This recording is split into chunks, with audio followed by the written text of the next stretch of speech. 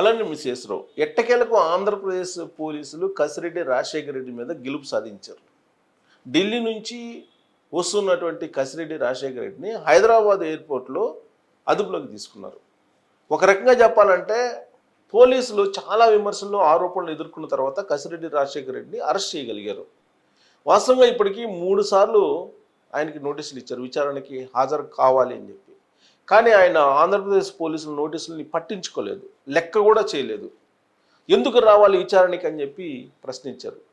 ఆ రోజున జగన్మోహన్ రెడ్డి గారు అధికారంలో ఉన్నప్పుడు ఐటీ సలహాదారుగా ఉన్నటువంటి తనకి లిక్కర్ కొమ్ముకోవడానికి సంబంధం ఏంటి అని చెప్పేసి ఆయన మెయిల్స్ ద్వారా అలాగే కొన్ని వీడియోల ద్వారా సోషల్ మీడియాలో ప్రశ్నించారు ఆంధ్రప్రదేశ్ పోలీసులని. ఈ సందర్భంగా ఆంధ్రప్రదేశ్ పోలీసులు అనేక విమర్శలు ఎదుర్కొన్నారు. అసలు కసిరెడ్డి రాజశేఖర రెడ్డిని పట్టుకోలేనటువంటి పరిస్థితుల్లో, అంత దీనావస్థలో ఆంధ్రప్రదేశ్ పోలీసు వ్యవస్థ సిట్ ఉందా అని చెప్పి చాలామంది ప్రశ్నించారు. లిక్కర్ కుంభకోణంలో ఇప్పటి వరకు సిట్ అనేక మందిని విచారించింది. కానీ ఇప్పటి వరకు కొండను దవ్వి ఎలుకను పట్టినట్టుగా పరిస్థితి కనిపిస్తూ ఉంది. ఎందుకంటే ఆంధ్రప్రదేశ్కు సంబంధించినటువంటి ఈ డిస్టిలరీ కార్పొరేషన్, బ్రోరేజ్ అండ్ డిస్టిలరీ కార్పొరేషన్ ఎండీగా ఉన్నటువంటి వాసుదేవ్ రెడ్డిని తొలుత అదుపులో తీసుకున్నారు. అప్పట్లో ఎప్పుడు కూటమి ప్రభుత్వం అధికారంలోకి వచ్చినటువంటి తొలి రోజుల్లో ఆయన నుంచి మరి ఏం సమాచారం రాబట్టారో, ఏం డాక్యుమెంట్స్ రాబట్టారో ఇప్పటి వరకు పోలీసులు సిట్ బృందం అధికారికంగా వెల్లడించలేదు. కానీ ఆయన మాత్రం మళ్ళీ మాతృ సంస్థ రైల్వేకి పంపించేశారు ఢిల్లీకి. ఢిల్లీ వన్స్ వెళ్ళిన తర్వాత ఆయన సేఫ్, ఎవరైనా సరే ధర్మారెడ్డితో సహా అందరూ ఢిల్లీ వెళితే ఈయన సేఫ్ జోన్లోకి వెళ్ళిపోయినట్టే. ఆ తర్వాత లిక్కర్ స్కామ్ గురించి సంబంధించి విజయసాయి రెడ్డి గారు బయటపెట్టారు. ఏది కాకినాడ సెజ్కు సంబంధించినటువంటి విచారణకు హాజరైనటువంటి ఆయన బయటకు వచ్చి మీడియాతో మాట్లాడుతూ లిక్కర్ స్కామ్ గురించి మాట్లాడారు అడగకుండానే. కసిరెడ్డి రాజశేఖర రెడ్డి ఆ లిక్కర్ స్కామ్లో కీలక పాత్రధారి, కర్త కర్మ క్రియ ఆయనే అని చెప్పి ఆయన మాట్లాడారు. అప్పటి వరకు కసిరెడ్డి రాజశేఖర రెడ్డి లిక్కర్ స్కాము అనేది ఎక్కడ బయటకు రాలే పెద్దగా. ఆ తర్వాత పోలీసులు ఆరా తీసి కసిరెడ్డి రాజశేఖర రెడ్డిని అదుపులోకి తీసుకుని విచారించాలనే ప్రయత్నంలో భాగంగా నోటీసులు ఇచ్చారు. కానీ ఆయన పట్టించుకోలేదు. అసలు ఆయన ఏ విధంగా లిక్కర్ స్కామ్ చేశారు, ఆయన ఏ విధంగా దారి మళ్లించారు లిక్కర్ స్కామ్లో నిధుల్ని, దాదాపుగా నెలకి 60 కోట్ల చొప్పున ఏ విధంగా అతను డైవర్ట్ చేశాడు, ఇవన్నీ కూడా ప్రాథమికంగా న్యూస్ రూపంలో బయటకు వచ్చే తప్పితే ఎక్కడ కూడా సిట్ బృందం వెల్లడించలేదు, లీక్ చేయలేదు. అయితే విజయసాయి రెడ్డి రెండోసారి మళ్ళా మొన్న లిక్కర్ స్కామ్లో హాజరయ్యారు విచారణకి. లిక్కర్ స్కామ్లో హాజరైనటువంటి సందర్భంగా ఏ విధంగా కసిరెడ్డి రాజశేఖర రెడ్డి లిక్కర్ స్కామ్ చేశారు అనేది కొంతవరకు ఇన్పుట్స్ ఇచ్చారు పోలీసు బృందానికి. ఆ తర్వాత very next day Mithun Reddy హాజరయ్యారు పోలీసులు విచారణకి. మిథున్ రెడ్డి నాకేమీ తెలియదు, గుర్తులేదు, అసలు నాకు సంబంధం లేదు అనేటువంటి యాంగిల్లోనే విచారణని పూర్తి చేశారు. దాదాపు 100 ప్రశ్నలు వేస్తే సిట్టు బృందం ఆయన 1-2 సమాధానాలు మాత్రమే చెప్పారని చెప్పి తెలుస్తుంది. కాబట్టి విజయసాయి రెడ్డి కానీ లేదా మిథున్ రెడ్డి కానీ విచారణలో చెప్పినటువంటి ఇన్పుట్స్ బలమైనవి ఉన్నాయా లేదా అనేది ఒక ఎత్తు అయితే, కసిరెడ్డి రాజశేఖర రెడ్డి పోలీసు విచారణకు హాజరవుతానని చెప్పారు. ఎందుకు చెప్పారనంటే హైకోర్టులో ఆయన వేసినటువంటి ముందస్తు బెయిల్ పిటిషన్ వాయిదా పడింది 2 వారాల పాటు. లేదంటే ముందస్తు బెయిల్ ఆయనకు కూడా వచ్చిండేది. ముందస్తు బెయిల్ తెచ్చుకున్నటువంటి వాళ్ళు మనకి తిరుమల తిరుపతి దేవస్థానం కల్తీ లెడ్ వాళ్ళు తెచ్చుకున్నారు, అలాగే విజిలెన్స్ విచారణకు సంబంధించి వైవి సుబ్బారెడ్డి తెచ్చుకున్నారు, అలాగే పెద్దిరెడ్డి రామచంద్రారెడ్డి తెచ్చుకున్నారు, అలాగే చెవిరెడ్డి భాస్కర్ రెడ్డి తెచ్చుకున్నారు, రోహిత్ రెడ్డి ఆయన కుమారుడు తెచ్చుకున్నారు, అలాగే తెలుగుదేశం పార్టీ కేంద్ర కార్యాలయం మీద దాడి చేసినటువంటి జోగి రమేష్ అండ్ బ్యాచ్ మొత్తం ముందస్తు బెయిల్స్ తీసుకొచ్చుకున్నారు. ఆల్మోస్ట్ అందరూ ముందస్తు బెయిల్స్ తీసుకొచ్చుకున్నారు. ఇప్పుడు కసిరెడ్డి రాజశేఖర రెడ్డి కూడా ముందస్తు బెయిల్ వస్తుందని చెప్పేసి అందరూ ఎక్స్పెక్ట్ చేశారు, అతను కూడా ఎక్స్పెక్ట్ చేశాడు. కాకపోతే ఆ కేసుకు సంబంధించినటువంటి విచారణ వాయిదా పడింది. దాంతో ఆయన విచారణకి హాజరయ్యి విజయసాయి రెడ్డి సంగతి చూడాలనుకున్నాడు ఫస్ట్. అసలు విజయసాయి రెడ్డి భోగవతం మొత్తం నేను ఇప్పుతానని చెప్పేసి నిన్న అనౌన్స్ చేశాడు ఒక వీడియో పెట్టి. విజయసాయి రెడ్డి ఎప్పుడైతే కసిరెడ్డి రాజశేఖర రెడ్డి కర్త కర్మ క్రియ అతనే చేశాడు, అతను బండారం మొత్తం ఇది అని చెప్పి ఎప్పుడైతే ప్రెస్ మీట్ పెట్టి చెప్పారో ఆ మరుక్షణమే ఒక వీడియో రిలీజ్ చేసి నేను విజయసాయి రెడ్డి యొక్క మొత్తం బండారం బయట పెడతాను అని చెప్పి ఆయన బయటకు వచ్చి పోలీసు విచారణకు హాజరు కావడానికి ఆయన ఢిల్లీ నుంచి హైదరాబాద్లో ల్యాండ్ అయ్యాడు. హైదరాబాద్ ఎయిర్పోర్ట్లో ల్యాండ్ కాగానే ఇమీడియట్గా ఆంధ్రప్రదేశ్ పోలీసులు క్యాచ్ చేశారు. ఇది ఒక రకంగా ఆంధ్రప్రదేశ్ పోలీసులు విజయం కింద చెప్పాలి. అట్లీస్ట్ అంటే ఆయన యాక్చువల్గా వాళ్ళు అదుపులో తీసుకోకపోయినా రేపు ఎలాగో సిట్ బృందం ఎదుట హాజరై ఉండేవాళ్ళే. కానీ పోలీసులు మాన్యువల్ ప్రకారం కానీ పోలీసుల యొక్క టాలెంట్ని మనం అంచనా వేయాలంటే కనుక ఎవరైనా ఒక నిందితుడు తప్పించుకొని పోయినప్పుడు పోలీసులు పట్టుకోవటం వేరు, నిందితుడు లొంగిపోవటం వేరు. పోలీసులు పట్టుకుంటేనేమో అది వాళ్ళ టాలెంట్, నిందితుడు లొంగిపోతేనేమో అది వాళ్ళ టాలెంట్ కింద రాదు. కసిరెడ్డి రాజశేఖర రెడ్డి విషయంలో కూడా తెల్లవారితే ఎలాగూ విచారణకు హాజరవుతారు, 10 గంటలకు మంగళగిరిలో హాజరవుతారని కూడా చెప్పారు. హాజరవుతానని చెప్పినటువంటి కసిరెడ్డి ఎట్టకేలకు హైదరాబాద్ ఎయిర్పోర్ట్లో అదుపులోకి ఆంధ్రప్రదేశ్ పోలీసులు తీసుకున్నారని అంటే ముందుగానే సమాచారం లీక్ అయి ఉండొచ్చు, కసిరెడ్డి రాజశేఖర రెడ్డి ద్వారానే లీక్ అయి ఉండొచ్చు, లేదా పోలీసులు నిజంగానే నిఘా పెట్టారంటే నిఘా కూడా పెట్టి ఉండవచ్చు. కాకపోతే అంత సీరియస్గా ఈ కేసులు విచారణ జరగట్లేదు అనేది సర్వత్రా వినిపిస్తుంది ఆంధ్రప్రదేశ్లో.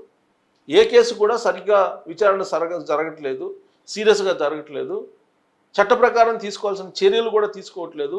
ఆంధ్రప్రదేశ్ పోలీసుల్లో 2 గ్రూపులుగా ఇప్పుడు విడిపోయాయి. ఒక గ్రూప్ ఏమో రాజశేఖర రెడ్డి ఫ్యామిలీకి, ఇంకొక గ్రూప్ ఏమో చంద్రబాబు నాయుడు గారి ఫ్యామిలీకి, అలా అన్నట్టుగా విడిపోయాయి గ్రూపులుగా. ఆ గ్రూపులుగా విడగొట్టడానికి పోలీసు వ్యవస్థని జగన్మోహన్ రెడ్డి గారి పరిపాలనలో కీలకంగా వ్యవహరించినటువంటి ఒక ఐపీఎస్ అధికారి హైదరాబాద్ కేంద్రంగా తీసుకుని చేస్తున్నటువంటి ఎత్తుగడలు, వ్యూహాలు అనేది కూడా ఇటీవల కాలంలో వచ్చినటువంటి టాక్. సో కాబట్టి అందుకే విచారణలు సక్రమంగా జరగట్లేదు, సవ్యంగా జరగట్లేదు, సకాలంలో జరగట్లేదు. వీటన్నిటికీ తోడు ఢిల్లీలో ఉండేటువంటి బీజేపీ పెద్దలు సహకారం పూర్తిగా ఉంది వైఎస్ఆర్ కాంగ్రెస్ పార్టీకి సంబంధించి. లేదంటే liquor scam, land scam, mining scam ఇన్ని కళ్ళ ఎదుట కనిపిస్తూ ఉంటే విచారణ వేగవంతంగా జరగట్లేదు అని అంటే అది ఢిల్లీకి సంబంధించినటువంటి పెద్దల అభయ హస్తాలు ఉన్నాయా, లేదంటే అసలు పోలీసుల్లోనే గ్రూపులు ఏర్పడిన కారణంగా ఏ పోలీసు బృందం కూడా, లేదంటే ఏ పోలీసులకు సంబంధించిన ఐపీఎస్ కూడా ఇనిషియేటివ్గా తీసుకొని విచారణకి వాళ్ళు ముందుకు వెళ్ళట్లేదా? ఇలాంటి ప్రశ్నలు ఇప్పుడు ఆంధ్రప్రదేశ్లో వినిపిస్తూ ఉన్నాయి. అంటే ఇప్పుడు ఉన్నటువంటి ప్రభుత్వం పట్ల అధికార యంత్రాంగానికి భయం అన్నా ఉండాలి, భక్తి అన్నా ఉండాలి. ఈ 2 కనిపించట్లేదు అనేది చాలామంది అభిప్రాయపడుతున్నటువంటి అంశం. ఈ 2 లేకపోతే కనుక ప్రభుత్వం నడవడం కూడా కష్టం. ఇప్పుడు ఇన్ని రకాల స్కాములు, ఇన్ని రకాల కుంభకోణాలు ఉన్నప్పటికీ పోలీసులు ఇనిషియేటివ్గా తీసుకుని విచారణ వేగవంతం చేయట్లేదు అనేది ఒక ఎత్తు అయితే, సోషల్ మీడియా వేదికగా చేసుకొని రకరకాలుగా అన్పార్లమెంటరీ వర్డ్స్ని, భూత పురాణాన్ని వినిపిస్తున్నటువంటి వాళ్ళని ఇవాళకు కూడా కట్టడి చేయలేనటువంటి పరిస్థితుల్లో ఆంధ్రప్రదేశ్ పోలీసులు ఉన్నారు. అందుకే రాజీవ్ రెడ్డి అనే అతను, నెల్లూరు జిల్లా అతను, చంద్రబాబు నాయుడు గారిని బండబూతులు తిట్టారు. ప్రస్తుతం కూటమి ప్రభుత్వం ఉంది, ముఖ్యమంత్రిగా ఆయన ఉన్నారు. అయినప్పటికీ ఏమాత్రం భయం లేకుండా, ఏమాత్రం సందేహించకుండా ఆయన వినిపించినటువంటి భూత పురాణం సోషల్ మీడియాలో వైరల్ అవుతుంది. ఎవరో కంప్లైంట్ చేస్తే పోలీసులు పట్టుకున్నారు, ఓకే. కానీ ఆ రాజీవ్ రెడ్డితోటి కాముకుంటారని అంటే అనేక మంది సోషల్ మీడియా వేదికగా చేసుకుని వైఎస్ఆర్ కాంగ్రెస్ పార్టీకి సంబంధించిన వాళ్ళు ఇవాళకి కూడా భూత పురాణాలు వినిపిస్తున్నారు. లాస్ట్కి ఆవులకు సంబంధించినటువంటి సమాచారం కరుణాకర్ రెడ్డి గారు బయటపెట్టింది తప్పు అని చెప్పి ఈవో శ్యామలరావు గారు చెప్తుంటే దానికి నిరసన వ్యక్తం చేస్తూ హాజరైనటువంటి మాజీ మంత్రి రోజా గారు అసలు తెలుగుదేశం పార్టీ వాళ్ళని ఎంత దారుణంగా మాట్లాడారో మనం సోషల్ మీడియాలో చూడొచ్చు. అంతకన్నా నీచంగా బహుశా ఎవరు మాట్లాడరు. తెలుగుదేశం పార్టీ వాళ్ళని హోల్సేల్గా మాట్లాడింది ఆవిడ. మరి ఆవిడ మీద ఎంక్వైరీ ఎందుకు అయ్యారు అని అంటే ఒక ఐఏఎస్ అధికారి ఆమెకి అండగా ఉన్నారని చెప్పి చెప్తూ ఉంటారు. ఆమెమో నోరు బారేసుకుంటుంది, ఏం బీగుతారో పీక్కోండి అంటుంది. అందరితో కాముకుంటలా ఆమెకు ఒక అన్పార్లమెంటరీ వాడు కూడా ఉపయోగించింది. ఆడంగులోళ్ళు అన్నారు ఆవిడ, అది వైరల్ అవుతుంది న్యూస్. ఇలాంటి పరిస్థితి ఉన్నప్పుడు కసిరెడ్డి రాజశేఖర రెడ్డి పోలీసులు తమకు తాముగా అదుపులోకి తీసుకోవడం అనేది ఒక అచీవ్మెంట్. ఎందుకంటే ఆయనే వచ్చి లొంగిపోయి ఆయన విచారణకి హాజరైతేనేమో అదొక ఎత్తు, కానీ పోలీసులు అదుపులో తీసుకోవడం అనేది మరొక ఎత్తు. ఒక రకంగా చెప్పాలంటే కొంత మెరుగైనటువంటి పరిస్థితి ఆంధ్రప్రదేశ్ పోలీసులు ఇప్పుడు ముందుకు అడుగు వేశారని చెప్పి అనుకోవచ్చు. కానీ రేపు విచారణ ఏ విధంగా చేస్తారు కసిరెడ్డి రాజశేఖర రెడ్డిది అనేది. ఇప్పుడు విజయసాయి రెడ్డి గారు చెప్పిన దాంట్లో అసలు ఎన్ని వాస్తవాలు ఉన్నాయి, ఎన్ని నిజాలు ఉన్నాయి అనేది కూడా బయటికి రావట్లే. ఇప్పుడు అసలు ఆయన చెప్పిందంతా కూడా కసిరెడ్డి రాజశేఖర రెడ్డి మీద చెప్పాడు. అంటే కసిరెడ్డి రాజశేఖర రెడ్డి వర్సెస్ విజయసాయి రెడ్డి అన్నట్టుగా నడుస్తుంది. ఇది లిక్కర్ స్కాము విచారణ అన్నట్టుగా నడవట్లా. విచారణల నుంచి బయటకు వచ్చినటువంటి సాయిరెడ్డి ఏమో కసిరెడ్డి రాజశేఖర రెడ్డి గురించి చెప్తుంటాడు, కసిరెడ్డి రాజశేఖర రెడ్డి ఏమో విజయసాయి రెడ్డి గురించి చెప్తుంటారు. అసలు లిక్కర్ స్కామ్ గురించి చెప్పండి అంటే అది బయట రావట్లా. కానీ మిథున్ రెడ్డిని చెప్పమంటేనేమో మిథున్ రెడ్డి నాకు తెలియదు, నాకు అవగాహన లేదు, నాకే సంబంధం అని ఆయన అంటున్నారు. ఇవన్నీ కూడా ప్రభుత్వానికి ఒక ఛాలెంజ్, ఆంధ్రప్రదేశ్ పోలీసులకి ఒక ఛాలెంజ్, ప్రభుత్వ పనితీరుకి ఒక బెంచ్ మార్క్. ఇవి పరిపాలన అభివృద్ధి అనేది ఒక భాగం అయితే ఇలాంటి అవినీతి కుంభకోణాల అక్రమాలను బయటికి తీసుకొచ్చి నిరూపించడం అనేది మరొక ఎత్తు. ఒకవేళ నిరూపించలేకపోతే రేపు ఎన్నికల్లో రాబోయేటువంటి రోజుల్లో 2029లో ఇన్ని ఆరోపణలు చేశారు కదా, మీరు ఒక్కదాన్ని నిరూపించారని చెప్పి ప్రజలను నిలదీసేటువంటి పరిస్థితి వస్తుంది ఈ ప్రభుత్వాన్ని, కూటమి ప్రభుత్వాన్ని. అలాంటి పరిస్థితి రాకుండా ఉండాలంటే ఆంధ్రప్రదేశ్ పోలీసులు చిత్తశుద్ధిగా చట్ట ప్రకారం పనిచేయాలి. దాంట్లో భాగంగానే ఇప్పుడు కసిరెడ్డి రాజశేఖర రెడ్డిని అరెస్ట్ చేసి ఉండొచ్చు. మరి లిక్కర్ కుంభకోణం మొత్తం కక్కేస్తాడా అతను, అప్పుడు బిగ్ బాస్ ఎవరో తేలే అవకాశం ఉందా?